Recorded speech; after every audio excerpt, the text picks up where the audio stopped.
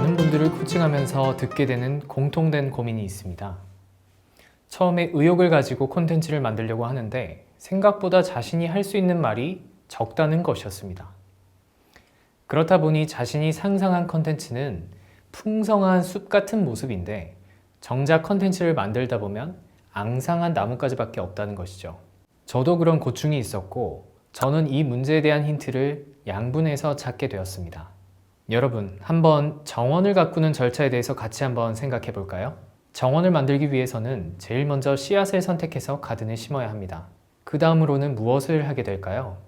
씨앗이 잘 자랄 수 있도록 양분을 줘야겠죠. 좋은 비료를 쓰거나 제때 물을 줘야 할 것입니다. 양분을 주는 동안에 씨앗에겐 어떤 일이 일어날까요? 우리 눈에는 보이지는 않지만 씨앗은 뿌리를 내리며 계속 자라나고 있을 것입니다.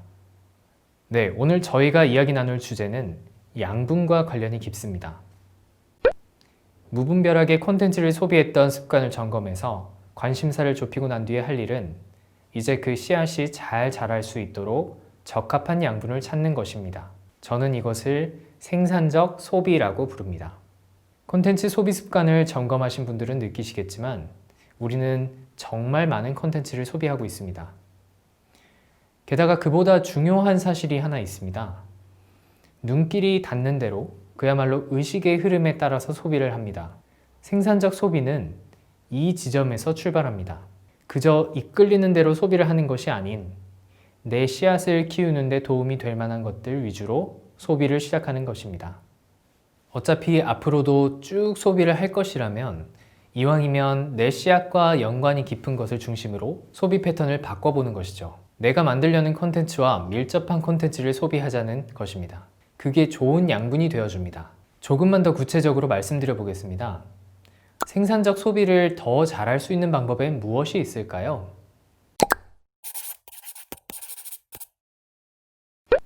생산적 소비의 첫 번째 단계는 바로 메모입니다. 이 메모 방식엔 엄청난 비밀이 숨겨져 있는 것은 아닙니다. 내게 의미가 있는 문장을 발견하면 그걸 따로 정리해 둡니다. 또 그 옆에는 내가 떠올려 본 생각을 적어 두는 것입니다. 그런 기본적인 행위이죠. 콘텐츠를 소비하다 보면 이 이야기는 나중에 써먹을 수도 있겠다 하는 인상적인 부분을 발견하게 됩니다. 그 즉시 메모하는 거죠. 나중에 필요할 때 생각이 나지 않을 수 있기 때문입니다. 내 주제와 연관된 것을 발견하면 자신이 사용하고 있는 메모 앱이나 수첩 등을 열고 메모를 해야 합니다. 뭔가 연결이 될 것 같은 또는 함께 소개하면 좋을 것 같은 것들을 옮겨 적는 건데요. 여유가 된다면 문장으로 잘 옮겨 적으시면 되고 아쉬운 대로 나만 알아볼 수 있도록 단어 몇 자라도 적어두는 것입니다. 디지털 도구가 됐든 아날로그 도구가 됐든 어딘가에 끄적이면서 적어보시기를 권합니다. 독일에서는 이미 학생 때부터 이 방식에 친숙하다고 하는데요. 독일 학생들은 한국 학생들처럼 노트 필기를 하는 대신에 카드 정리를 합니다. 공부하다가 정리할 부분이 나오면 따로 카드를 작성합니다. 카드의 맨 위쪽에는 제목을 쓰고 나머지 부분에는 그 내용을 요약하거나 생각을 적는 것이죠. 한 권의 책에 대해 카드 작업을 모두 마치고 나면 자기만의 데이터베이스로 활용이 가능해지는 것입니다.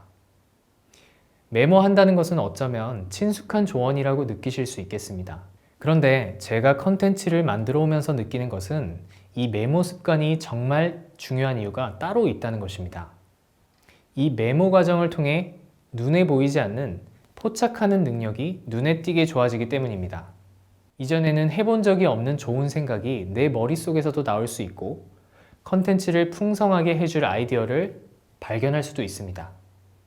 이런 것들을 낚아채는 능력이 좋아지게 되는 것이죠.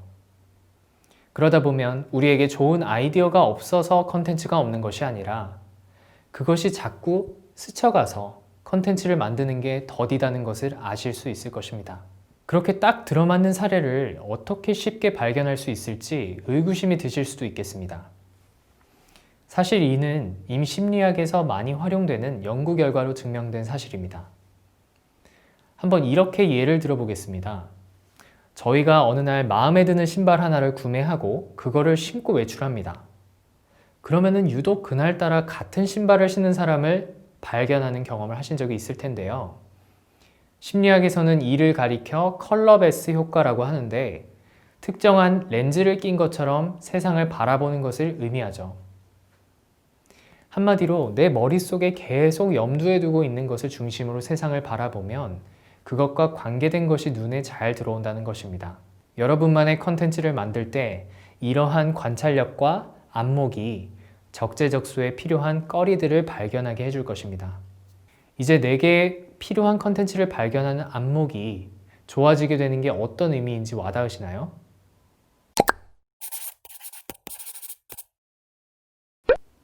생산적 소비를 할 때 메모와 함께 이 훈련 방법을 사용하시면 도움을 받으실 수 있을 겁니다.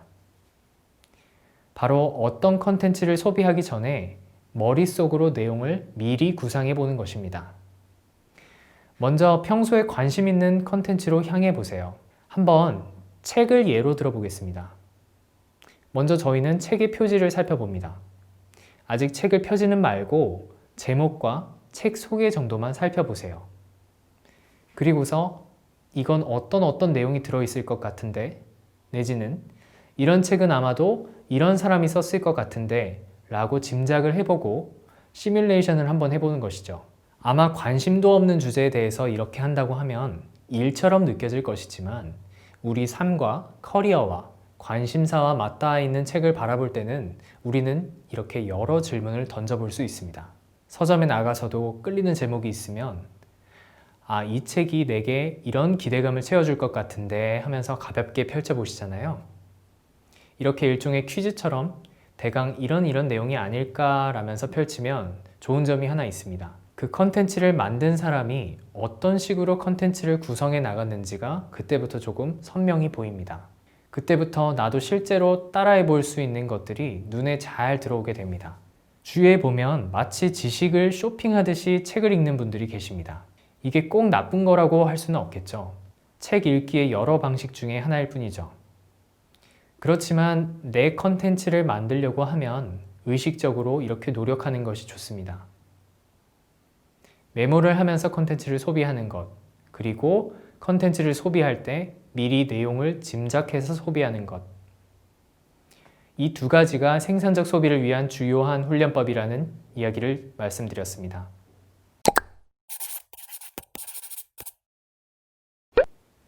그러면 생산적 소비를 했을 때 자연스럽게 얻을 수 있는 두 가지 이점에 대해 말씀드려 보겠습니다. 첫 번째 이점은 컨텐츠 생산 마인드셋이 자연스럽게 생겨난다는 것입니다. 뭐라도 만들 것처럼 소비하고 기록하고 내 생각을 덧붙여 가면서 하다 보면 나중에는 특정한 씨앗이나 관심사를 중심으로 글감들이 생각보다 많이 모입니다. 그렇게 늘어놓은 글감들을 다시 훑어보면 또 한 번 더 할 말이 생각나고요. 그러면 또 덧붙일 것이 생깁니다. 이렇게 점차 선순환이 되기 시작할 것입니다.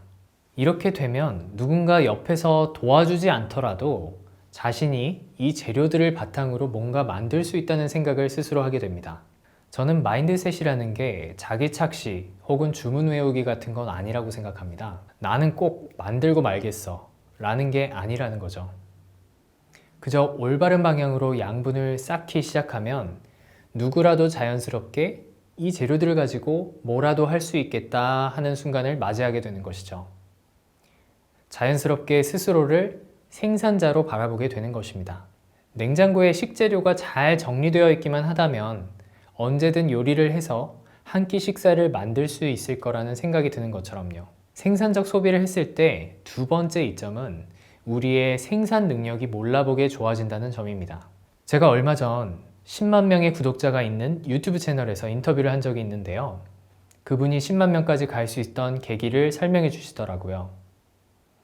처음에는 이 소재 저 소재를 기웃거리면서 컨텐츠를 만들었는데 다 잘 되지가 않았다. 그렇게 소재를 10번 넘게 바꿔가면서 컨텐츠를 업로드했는데 그러다가 반응이 있는 소재가 있더라.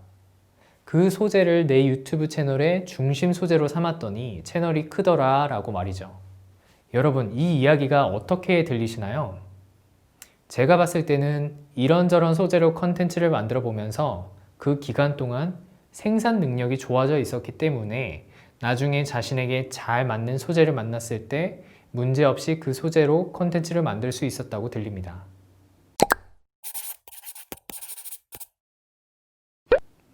콘텐츠를 처음 만드는 초심자는 이 생산 능력이라는 부분을 많이 간과하게 됩니다. 우리가 처음에 씨앗을 고르고 관심사를 추려냈지만 몇 개월 뒤에 또 돌아보면 완전히 새로운 관심사를 갖게 되는 일이 너무 흔한 일이죠. 세상에 너무 재밌는 게 많고 내가 건드려보고 싶은 주제도 많거든요. 그리고 초심자일수록 시야에 들어오는 것들이 너무 많습니다. 이렇게 나조차도 내 관심사가 자꾸 오락가락하는 경우가 많은 터라서 우리는 시도하다가 자주 엎어지곤 합니다. 그러면 결과적으로 컨텐츠가 남지 않을 텐데 너무 허무할 수가 있잖아요. 그래서 저는 컨텐츠를 못 남기더라도 좋은 훈련을 하자고 말을 합니다. 생산적 소비는 바로 이런 훈련이 되고요. 이런 연습을 통해서 생산 능력이 길러진다고 생각합니다. 몸을 만들고 싶어 전문 트레이너를 찾아가면 보이는 부분부터 운동시키지 않는다고 합니다. 기본기가 없는 사람일수록 원하는 부위를 잡아주는 주변근 운동부터 시작하라고 코칭합니다. 그래야 몸에 부담이 덜 가고 본격적으로 몸을 만드는 데 도움이 되기 때문입니다. 운동과 마찬가지로 컨텐츠를 만들 때도 보이지 않는 근육을 사용합니다. 우리의 생산 능력을 제대로 바라보고 파악하고 길러야 좋은 컨텐츠를 만들어 갈 수 있습니다. 대나무에 대한 이야기를 전해드리면서 오늘 이야기를 정리해 보겠습니다. 대나무는 무려 5년간 뿌리만 자라고 약 3주 만에 전체 대나무 줄기의 30%가 자란다고 합니다. 눈에 보이진 않지만 양분은 폭발적인 성장을 불러옵니다. 그리고 씨앗마다 필요한 양분이 있습니다. 그 양분이 무엇이어야 할지 완벽한 정답이란 없지만 최소한 꼭 피해야 할 양분이나 대부분의 사람들이 입을 모아 말하는 좋은 양분이라는 것이 있습니다. 가드닝을 할 때 커피나 주스, 오염된 물을 줘서는 안 되겠고 영양분이 많은 물을 준비해야 하는 것처럼요. 컨텐츠를 만들기 위한 생산적 소비를 시작한다면 여러분의 컨텐츠가 대나무처럼 당연하다는 듯이 자라날 것입니다.